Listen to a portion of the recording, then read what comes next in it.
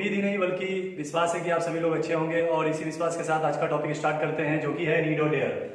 यह नीड और डेयर का पार्ट 2 वीडियो है और इस टॉपिक को अच्छे से समझने के लिए आपको पार्ट 1 वीडियो भी देखना पड़ेगा। हम लोग लास्ट वीडियो में पढ़े थे कि नीड और डेयर एक मॉडल हेल्पिंग वर्ब होता है, जिसे हम मॉडल वर्ब भी शॉर्ट में कहते हैं। और नीड और डेयर मॉडल वर्ब के अंदर मार्जिनल मॉडल वर्ब होता है। मार्जिनल मॉडल वर्ब का अर्थ हुआ कि नीड और डेयर मेन वर्ब की तरह भी कार्य करते हैं और यह मॉडल वर्ब की भी तरह कार्य करते हैं। तो लास्ट वीडियो में मैंने आपको बताया था कि इसके कुल मिला के 5 अंतर हैं, 5 डिफरेंस है, जिससे आप पता कर सकते हैं कि नीड और डेयर कहाँ मेन वर्ब की तरह कार्य करते हैं और कहाँ मॉडल वर्ब की तरह कार्य करते हैं। जिसमें से एक डिफरेंस मैं उसी वीडियो में पढ़ा चुका हूं, पार्ट 1 वाली वीडियो में। इसका दूसरा डिफरेंस हम लोग आज पढ़ेंगे। दूसरा डिफरेंस यह है कि नीड और डेयर जब मेन वर्ब के रूप में कार्य करते हैं तो यह वर्ब के पांचों रूप में यूज किए जा सकते हैं। जब नीड और डेयर मेन वर्ब के रूप में कार्य करते हैं तो यह वर्ब के पांचों रूप में यूज किए जा सकते हैं। वर्ब के पांचों रूप कौन कौन से हैं? V1, V2, V3, V4 और V5। पांचों रूप देखते हैं इसका। नीड का V1 नीड होगा, डेयर का V1 डेयर होगा, नीड का V2 नीडेड होगा, डेयर का V2 डेयर्ड होगा, नीड का V3 नीडेड होगा, डेयर का V3 डेयर्ड होगा, नीड का V4 नीडिंग होगा, डेयर का V4 डेयरिंग होगा, नीड का V5 नीड्स होगा, डेयर का V5 डेयर्स होगा। तो ये पांचों रूप में यूज किए जा सकते हैं जब यह मेन वर्ब के रूप में कार्य करेंगे। लेकिन जब नीड और डेयर मॉडल वर्ब के रूप में कार्य करते हैं तो यह केवल और केवल नीड और डेयर के ही रूप में यूज हो सकते हैं, यानी कि V1 के ही रूप में यूज होते हैं और ये अपना रूप चेंज यहाँ नहीं करते हैं। ना ये नीडेड बनते हैं, ना नीडिंग बनते हैं, ना नीड्स बनते हैं, कोई भी रूप यहाँ पे ये चेंज नहीं करते हैं। मतलब ये पांचों रूप में यूज नहीं किए जा सकते हैं, लेकिन मेन वर्ब के रूप में ये पांचों रूप में यूज किए जा सकते हैं। चलिए कुछ एग्जांपल्स देखते हैं इसी के बेस पर, इसको नोट कर लीजिए आप लोग।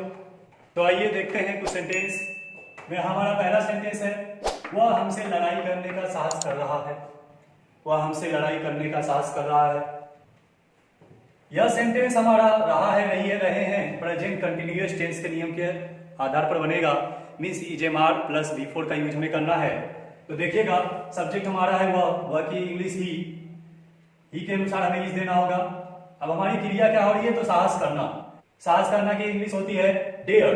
डेयर में हम लोग आईएनजी जोड़ेंगे, ये बन जाएगा डेयरिंग। लड़ाई करने का तो यहां हो जाएगा टू फाइट।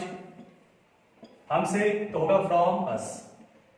तो हमारा सेंटेंस बन गया, he is daring to fight from us. वह हमसे लड़ाई करने की कोशिश कर रहा है। यहां पे देखिए आप डेयरिंग को V4 में यूज किए हैं, जो 100% सही है। लेकिन इसी को अगर हम मॉडल वर्ब के रूप में यूज करना चाहेंगे तो यहाँ यूज ये नहीं होगा, इसका सेंटेंस यहाँ नहीं बन पाएगा, है ना, क्योंकि डेयर को हम डेयरिंग नहीं बना सकते हैं मॉडल वर्ब के रूप में। नेक्स्ट सेंटेंस बनाइए, मुझे तुम्हारी सहयोग की आवश्यकता थी। तो ये पास्ट टेंस में जाएगा हमारा, पास्ट में हम यूज करेंगे इसे। सब्जेक्ट हमारा है मुझे, मुझे का इंग्लिश आई। आवश्यकता है तो नीड और थी तो नीडेड, V2 में जाएगा हमारा नीडेड। यहां लीजिए नीडेड। और क्या चीज की आवश्यकता थी? तो तुम्हारे सहयोग की। तो तुम्हारा सहयोग का इंग्लिश बनेगा योर सपोर्ट। तो हमारा यहां सेंटेंस बन गया है, I needed your support. I needed your support, मुझे तुम्हारे सहयोग की आवश्यकता थी। तो देखिए इस तरह से यहाँ पे हमने डेयर को डेयरिंग बनाया, नीड को नीडेड V2 बनाया, है ना। तो इस तरह से देख सकते हैं कि हम नीड और डेयर को वर्ब के पांचों रूप में यूज कर सकते हैं जब इसे हम मेन वर्ब के रूप में यूज करते हैं। लेकिन जब मॉडल वर्ब के रूप में यूज करेंगे तो नीड और डेयर केवल नीड और डेयर ही रहेगा, ये अपने रूप को चेंज नहीं करेगा। डिफरेंस नंबर 3 देखेंगे हम लोग। तीसरा डिफरेंस ये है कि जब नीड और डेयर मेन वर्ब के रूप में कार्य करते हैं तो ये किसी प्रकार के भी सेंटेंस में यूज किए जा सकते हैं, जैसे कि अफर्मेटिव सेंटेंस, जिसे आप पॉजिटिव सेंटेंस कहते हैं, निगेटिव सेंटेंस,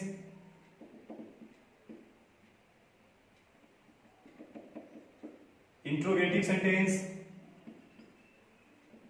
या किसी प्रकार के भी सेंटेंस हम इसको यूज कर सकते हैं। लेकिन यही नियम नीड और डेयर जब मॉडल वर्ब के रूप में काम करते हैं तो ये नियम चेंज हो जाता है ना। फिर यह जो है केवल निगेटिव सेंटेंस और इंट्रोगेटिव सेंटेंस में ही कार्य कर पाते हैं और ये पॉजिटिव सेंटेंस में यूज नहीं हो पाते। पॉजिटिव सेंटेंस में आप इसका यूज नहीं कर सकते हैं, है ना। अगर पॉजिटिव सेंटेंस में आप नीड और डेयर को मॉडल वर्ब के रूप में यूज करते हैं तो ये आपका गलत हो जाएगा, आपको निगेटिव या इंट्रोगेटिव ही यूज करना होगा। आइए कुछ एग्जांपल देखते हैं।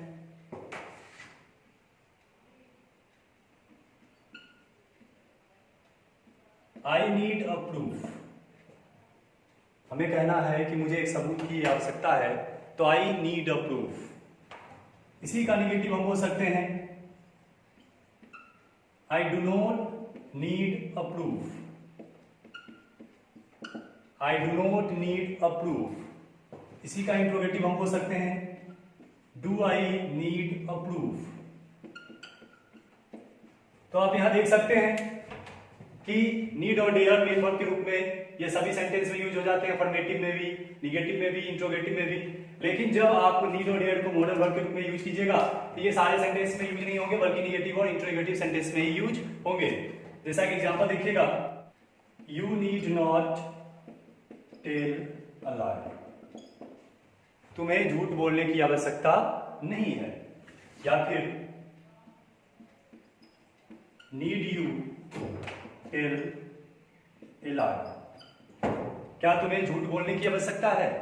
तो देखिए ये आपका निगेटिव या फिर इंट्रोगेटिव सेंटेंस में यूज हो रहा है। यदि आप इसे पॉजिटिव सेंटेंस में यूज करने की कोशिश कीजिएगा कि यू नीड टेल ए लाई, तो ये आपका सेंटेंस यहाँ पे रॉन्ग हो जाएगा, क्योंकि हम इसका यूज नहीं कर सकते हैं पॉजिटिव वाक्यों में। ये जो रूल था ये 3 का ए था, अब मैं 3 का बी आपको बताने जा रहा हूं, ध्यान दीजिएगा। अब 3B को मैं बताने वाला हूं, देखिएगा। नीड और डेयर जब मेन वर्ब के रूप में कार्य करते हैं तो इन्हें निगेटिव और इंट्रोगेटिव वाक्यों में एक हेल्पिंग वर्ब का यूज करना पड़ता है। लेकिन जब नीड और डेयर मॉडल वर्ब के रूप में यूज होते हैं तो इसे किसी भी अन्य प्रकार के हेल्पिंग वर्ब की आवश्यकता नहीं होती है, क्योंकि ये खुद एक हेल्पिंग वर्ब है। इसका पूरा नाम है मॉडल हेल्पिंग वर्ब। जब ये पहले से ही हेल्पिंग वर्ब है तो ये एक्स्ट्रा हेल्पिंग वर्ब नहीं लेगा। तो देखते हैं ये किस टेंस के साथ कौन सा हेल्पिंग वर्ब यूज करता है।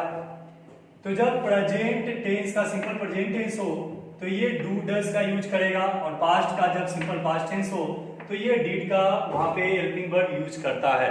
क्योंकि इन दोनों टेंस के पास पॉजिटिव में अपना कोई पर्सनल हेल्पिंग वर्ब नहीं होता है, तो ये निगेटिव और इंट्रोगेटिव में इस हेल्पिंग वर्ब का यूज करते हैं। बाकी सभी टेंस के पास अपना हेल्पिंग वर्ब होता है, और फ्यूचर में विल शैल तो खैर आना ही आना है। तो देखिए कुछ सेंटेंस उसे कार्ड की आवश्यकता नहीं। चलिए इस सेंटेंस को बनाते हैं। तो सब्जेक्ट हमारा है ही, नहीं के कारण आपको किसी हेल्पिंग वर्ब को लाना पड़ेगा, तो आपको यहाँ हेल्पिंग वर्ब लेना है डज। ही आपका डज रिसीव करेगा, डू रिसीव नहीं करेगा। फिर नहीं के कारण नॉट दीजिए, आवश्यकता है तो नीड दीजिए। क्या चीज की आवश्यकता नहीं थी तो एक कार, तो यहां दीजिए ए कार।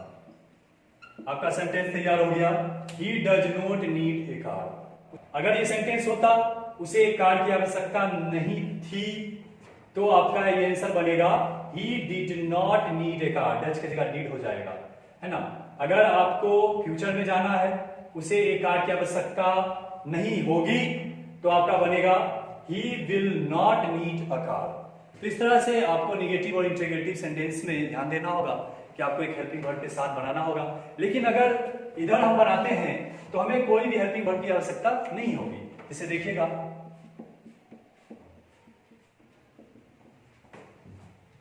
उसे एक कार खरीदने की आवश्यकता नहीं है, तो ही या कोई हेल्पिंग वर्ब नहीं देना है, नीड, फिर देना है not, by a car. Subject plus need या dare plus not plus V1 plus object. इस नियम में आपको बनाना है सब्जेक्ट प्लस नीड या dare plus not plus V1 plus object. देखिए subject, need, not, V1 by और ऑब्जेक्ट आपका एक आर। इस नियम पे आपका आसानी से बन गया।